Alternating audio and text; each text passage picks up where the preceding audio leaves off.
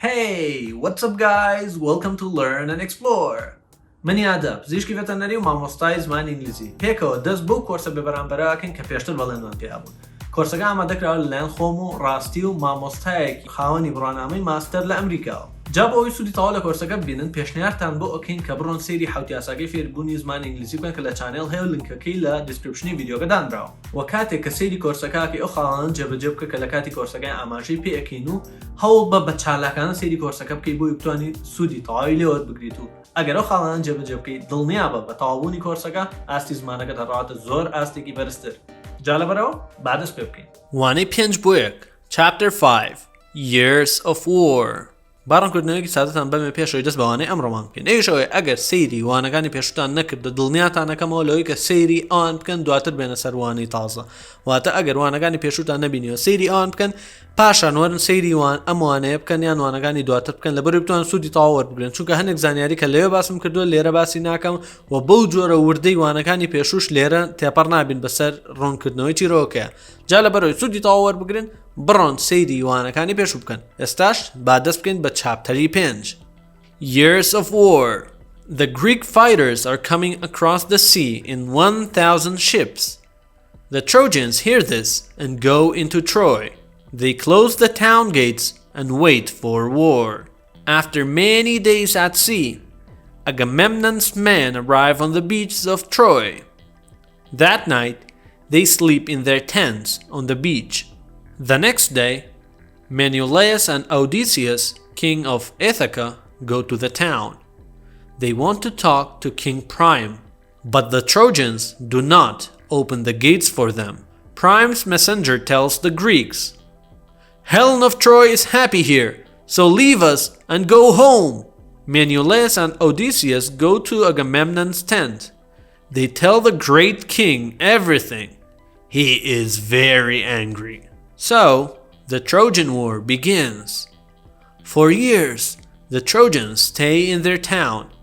They come out and fight. Then, they go back and sleep. For many years, the Greeks wait on the beaches. They fight every day, and they eat and drink at night. After many long years, young men are old, and boys are now young men. But the Trojan War doesn't stop. One day, Paris and Menelaus meet in battle. All the Greek and Trojan fighters watch them. Paris is weaker than Menelaus, but he is faster. In the end, Paris is afraid. He runs away from Menelaus into Troy. The Greeks laugh at him and call him a weak boy. After that, Helen stops speaking with him. Back in Greece, Achilles is now a young man.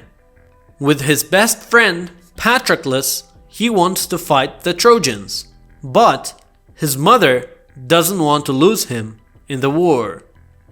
ئێستاش کاتی ئەوەی خوێنمانەوە وشە بە وشە و دێر بە دێر بیکەینەوە بە کوردی و ڕوونی بکەینەوە. تایتڵی چاپتەری 5 Years of War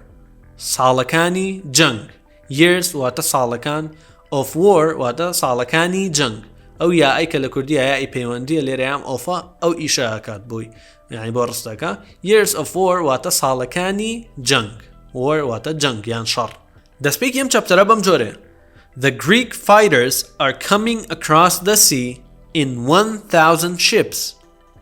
کاتە شەڕکەرەکانی یۆنان Greek واتە خەڵکی یۆنان fighters واتە شەڕکەرەکان کاتە شەڕکەرەکانی یۆنان چی ئەکەن are coming دێن چۆنیان are coming واتە لە ئێستا خەریکن نیان across the sea واتە بەسەر دەریایان باشنی across the sea پێشتر باسمان کردو واتە بەسەر دەریایان چۆنیان in 1,000 ships sheep نە ship ئەها بێت تۆزێک کورد بێ لەبەرەوەی sheep شتێکە ship شتێکە یعنی یەک تۆز درێژی بکەیتەوە بێمە مەڕ ئاو بە کورتیش بیڵی کەشتیە ئۆکەی کاتە بەسەر دەریایان لە چییە لە 1000 بەلەمە یان لە 1000 کەشتیە باش نییە 1000 واتە 1000 و ئەوەی کە بە ژمارە نووسراوە ئینگلیزیەکەی 1000 بەڵام بۆ 100 بۆ نمونە ئەگەر بتێ بڵێ ژمارە 100 ئەڵی 100 ئەگەر بیشتێ بڵێ 10 ئەڵێ 10 بیشتێ بڵێ 1 ئەڵێ 1 کەواتە 1 10 100 1000 ئەبۆ جۆرێ 1000 واتە 1000 100 واتە 100 10 واتە 10 1 واتە 1 کەواتە ژمارەش بۆ جۆرێ کەواتە شەڕکەرەکانی یۆنان بەسەر دەریایەن بەرەو ترۆی لە 1000 کەشتیە ینی 1000 کەشتیان پێ بابزانین چۆن بەردەوام بێت The Trojans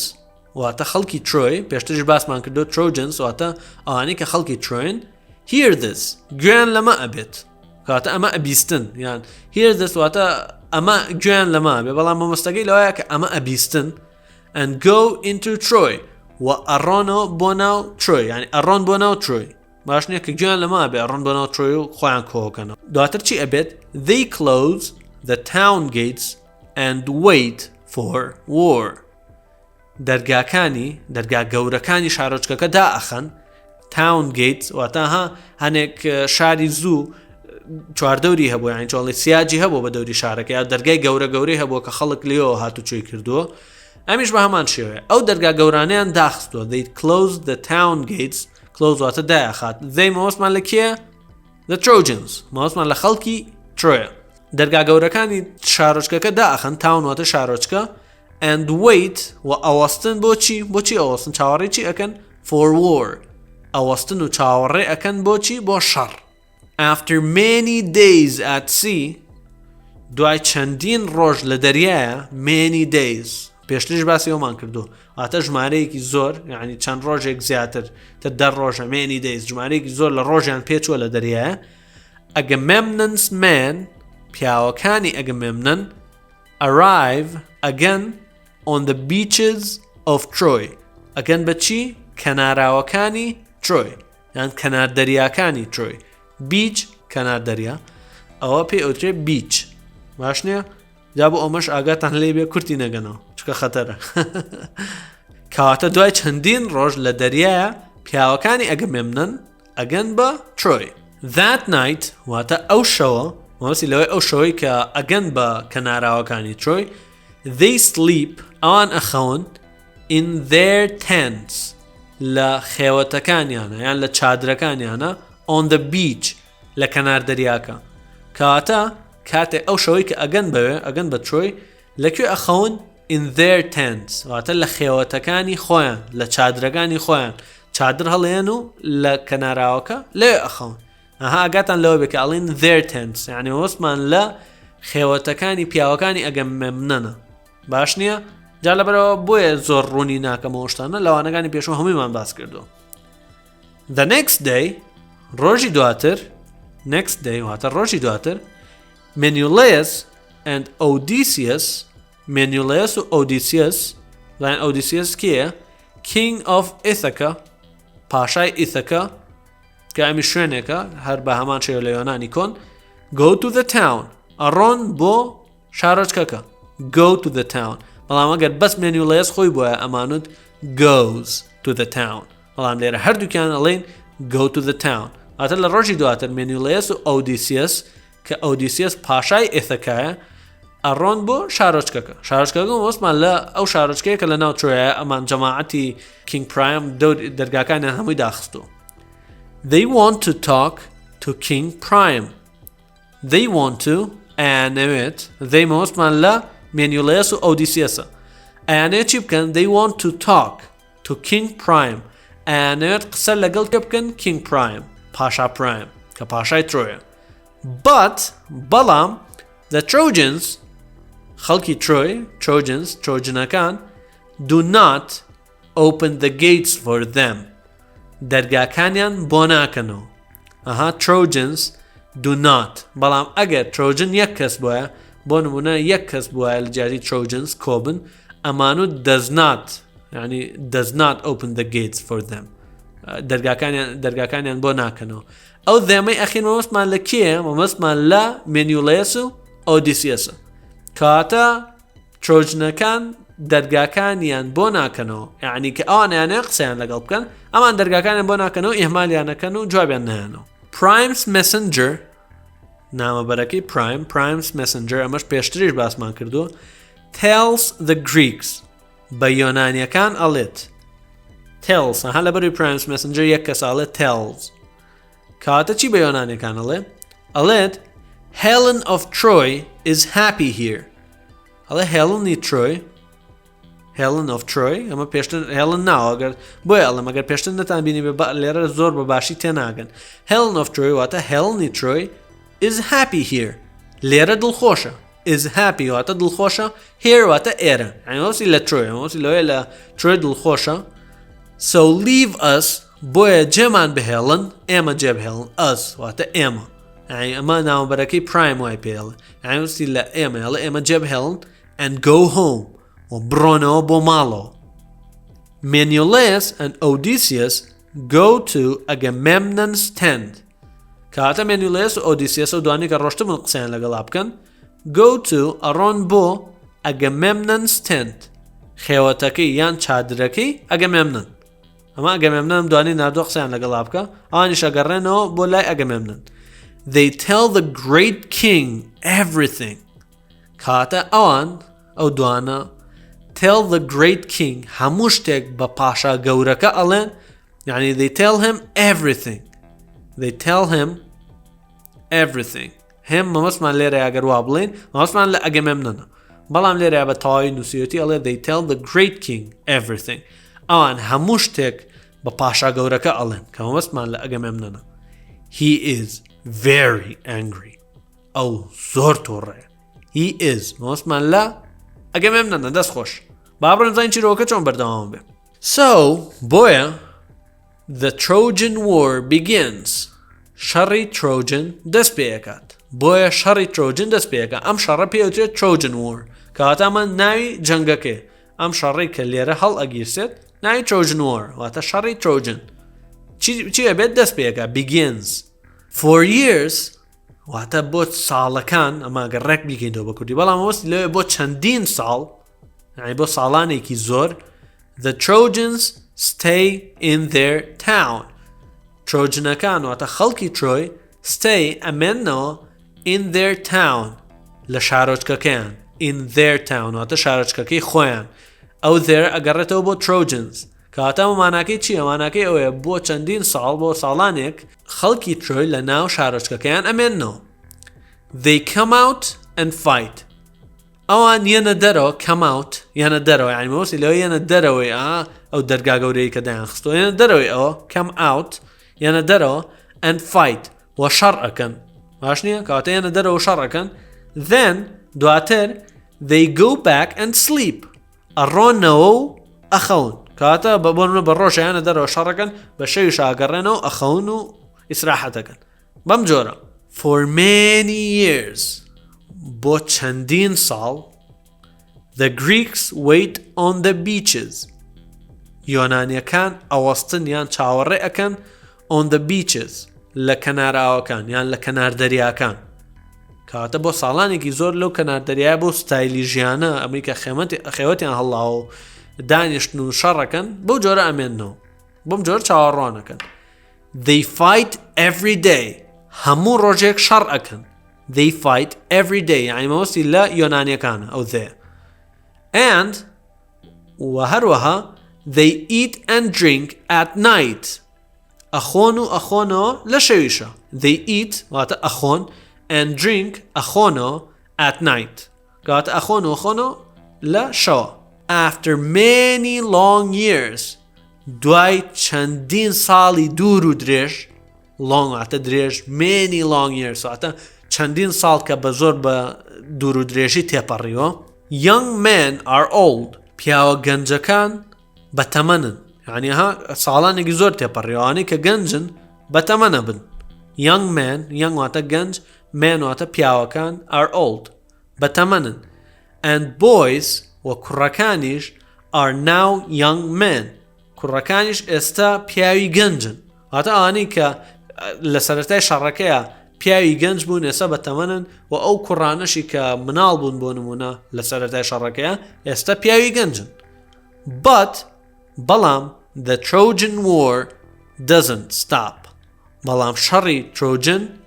ناوەستێت واتە دوای ئەوەی کە هەمویان پیر بوون و ئەوانەی کە مناڵ بوون گەورە بوون شەڕەکە هەر ناوەستێت one day ڕۆژێک Paris and Menelaus meet in battle کەواتە پاریس ڕۆژێکیان پاریس و مێنیۆلەیەس کە شەڕەکە ڕێک لەسەر ئەم دوانە هەڵگیرساوە meet in battle یەک ئەبینن لە جەنگە ینی لە کاتی وەر ئەمە شەڕە گەورەکەیە battle واتە شەڕی بچووک لە ناو شەڕی گەورەیە باش نییە کەواتە ئەم شەڕە بچووکی کە لە بین ئەم دوانیان ڕۆیات پێوترێت battle کەواتە ڕۆژێک پاریس و مێنیۆلەیەس یەک ئەبینن لە شەڕە all the Greek and Trojan fighters watch them هەموو یۆنانی و ترۆجنەکان خەڵکی ترۆی هەموو شەڕکەرەکانی یۆنان و ترۆیش چیەکەن watch them سەیریانەکەن سەیری کێیەکەن پاریس و مێنیۆلەیەس بزانین دواتر چیە بێ ئەمە شەڕێکی زۆر گرنگ و یەکلاکەرەوەیە Paris is weaker than Menelaus ئەمە پلەی بەراوردکردنە جەماعەت Paris is weaker واتە لاواسترە لە کێ لاواسترە بەیەکێکە هەبێ بەراوردی بکەیت چونکە دائیمەن کە تۆ بەراوردەکەی بەراوردی دوو شتەکەی یان زیاتر بەڵام لێرە بەراوردی دوو شتە ئەڵێ پاریس لاواسترە لە کێ than Menelaus لاواسترە لە Menelaus کاتە عادەتەن کە ویکەرتان بینی یا بۆ وشەیەکی بەراوردکردن ها لە کوردیش ئاڵی لاوازتر لاوازترین بۆ نمونە کاتە لاوازەوە هەر ئاعتیادی بۆ مناڵی فلان کەس لاوازە بیان ئەگەر بڵی لاوازتر ئەڵی فلان کەس لە فلان کەس لاوازترە ئەو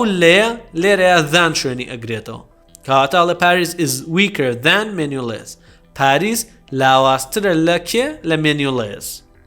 but بەڵام he is faster بەڵام ئەو چییە خێراترە he is ئەو هیە گەڕێتەوە بە پاریس he is faster ئەو خێراترە کاتە بۆ مناڵی weaker faster ئەمە پلەی بەراوردکردنی پێڵن هەر لە کوردیش ئەبوونە تری بۆ زیاکەی بۆ مناڵی لاوازتر جوانتر بەو جۆرەیە تەنها بە شێوەیەکی سادە weak واتە لاواز weaker واتە لاوازتر یان بۆنەوە بە وشەیەکی تریش long واتە درێژ longer واتە درێژتر small واتە بچووک smaller واتە بچووکتر عین بەو جۆرەیە لە کوردیا تری بۆ زیاکەی لە ئینگلیزیشا و ئارە عادەتەن نەک هەموو جارێک ئۆکەی بەو جۆرەیە in the end لە کۆتاییە Paris is afraid پاریس چییە بێ ئەترسێت باش نییە بزانین چییە بێ کەواتە لە کاتی ئەم شەڕەیە پاریس لاواسترە بەڵام خێراترە لە کۆتاییەکەیە پاریس ئەترسێت he runs away from Menelaus into Troy چی ئەکات ڕائەکات runs away ڕائەکات یعنی هەڵیەت from Menelaus لە کێ هەڵیەت لە Menelaus بۆ کوێش هەڵیەت into Troy کاتە هەڵیەت لە دەستی ڕائەکات runs away واتە ڕائەکات یان هەڵیەت لە Menelaus into Troy بەرەو Troy باش نییە ئەترسێت لاواسترە Menelaus بەقوترە بەڵام خێراترە ئەم خێرایە بەکارێنێت و هەڵیەت لە دەستی و ڕائەکاتەوە بەرەو Troy The Greeks laugh at him یۆنانیەکان پێی پێەکەنن laugh at him واتە بە ئەو پێەکەنن laugh واتە پێەکەنێت laugh at something واتە پێەکەنی بە شتێک laugh at him واتە پێەکەنن بە ئەو هێمە وەسمان لە پاریسە کاتە یۆنانیەکان پێی پێەکەنن and call him و پێی ئەڵێن یان بانگی ئەکەن بە چی a weak boy کوڕێکی لاواز weak واتە لاواز weaker واتە لاوازتر ڕوونمان کردەوە کاتە یۆنانیەکان پێی پێەکەن و پێی ئەڵێن call him a weak boy کوڕێکی لاواز okay after that دوای ئەوە کە ئەمە ڕوویە پاریس هەڵات لە دەستی Menelaus و ڕای کردەوە بەرەو ناو Troy Helen stops speaking with him Helen ئێتر قسەی لەگەڵ ناکات ئەوەستێت لە قسەکردن لەگەڵی ئەمە ئەگەر وشە بە وشە بیکەیتەوە بە کوردی بەڵام stops speaking with him واتە قسەی لەگەڵ ناکات قسە لەگەڵ کێ ناکات لەگەڵ پاریس ئەبەو جۆرە back in Greece لە گریس لە یۆنان back in Greece ئێستا ئێمە لەکەیەوە باسی ترۆیەکەین باش نییە ئێستا کە ئەمانەیە باسی یۆنان بکەین ئەڵێن back in Greece واتە بگەڕێیتەوە بۆ یۆنان بەڵام نەک بەو مانایە بگەڕێیتەوە بۆ یانە بەڵام لە یۆنان ئەبەو جۆرە back in Greece واتە لە یۆنان Achilles is now a young man Achilles کە پێشتر باسمان کردووە ئێستا is now ئێستا a young man پیاوێکی گەنجە لەبەرەوەی وتمان چیرۆکە ساڵ یعنی لە چیرۆکەی وتمان ئەوەنە شەڕەکە زۆری خایاندەوە ئەوانەی کە مناڵ بوون گەورە بوون کاتە ئەکیلیزیش ئەو وەختە مناڵ بوو ئێستا پیاوێکی گەنجە with his best friend لەگەڵ باشترین هاوڕێیە best friend واتە نزیکترین هاوڕێ لێەوە باشترین هاوڕێ best good ئەبێ بە چی ئەگەر good واتە باش باشتر ئەڵێ better و بۆ باشترین ئەڵێ best واتە باشترین باش نییە کەواتە good وشەیەکی شازە کە ئەڵێن بە ER کە ER بخێتە سەرەوە نیە بێ بە باشتر و ئەمانە ئەبێ وشەکە کامل ئەگۆڕێ good ئەبێ بە better و لە کۆتاییشە بوو باشترین ئەڵێ best جا ئەمەشتێکی زۆر ئالۆز نییە کە ئاوا باسێکی ئالۆز دەرەکەی بەڵام هەرەوەنی کە قسەکردنە بەکارهێنا و تۆزێکیۆ لە شتی زیاتر بوو ئەمانە هەر هەمووی ئاسانە بن بۆ جۆرە ئالۆز نین کە ئێستا تۆ دانیشی بە یاسا بۆ خۆت ئەمە ER ڕەخێتە سەر بەڵام ئەوانی کە دوو بەش پێک هاتوون مۆڕیان نەخێتە سەر ئەمە ئالۆزی دروستەکە بەڵام ئەگە هەر بە قسەکردن فێربی زۆر ئاسانترە کەواتە ئەکیلیز لەگەڵ باشترین هاوڕێیە کە ناوی باشترین هاوڕێکەی Patroclus ئەمە ناوی هاوڕێکی ئەکیلیزە he wants to fight ئەوێت شەڕ بکات he wants to fight ئەوێت شەڕ بکات he مۆسمان لە ئەکیلیزە wants واتە ئەوێت چی بکە fight شەڕ بکە the Trojans ئەوێت شەڕی ترۆی بکە یعنی شەڕی ترۆجنەکان بکە ماشنیە he wants to fight the Trojans ئەوێت شەڕی ترۆجنەکان بکە but بەڵام his mother بەڵام دایکی یعنی دایکی ئەکیلیز doesn't want to lose him ناوێت لە دەستی بدات in the war لە شەڕە واتە ناوێت لەو شەڕەیە لە دەستی با کەواتە بە جۆر لە جۆرەکانەمی کە بۆمان دەرەکەوێت دایکی ناوێت لە دەستی با و ناهێڵێ بڕوا بۆ ترۆی بەڵام ئایا ناهێڵێت ئەو لە چاپتەری دواترا بۆمان دەرەکەوێت کە چاپتەری کۆتاییە بێت و کۆتاییە بێت بۆ کۆرسە بێ بەرامبەرەکە بەم شێوەیەش چاپتەری 5 وانەی 5 بۆ 1 لە چیرۆکی ترۆی کۆتایی هات خۆتان ئامادە بکەن و زۆر گوێی لێ بگرنەوە هەتاوەکو سبەینێ کە بریتیە بێت لە پرسیار وەڵام و ئەرکی ماڵەوە بۆ ئێوە جا لەبەرەوە خۆتانی بۆ حاسر بکەن و چاوەڕوانی بن زۆر گوێ لەمە بگرنەوە ئەوانەکانی زۆر دووبارە بکەنەوە یەک چاپتەر ماوە چاپتەری دواتر ئەبێت بە تەواوکەر بۆ ئەم بەشەی کۆرسەکە تاوەکو وانەیەکی تر بەخوای گەورەتان ئەسپێرین و خواتان لەگەڵ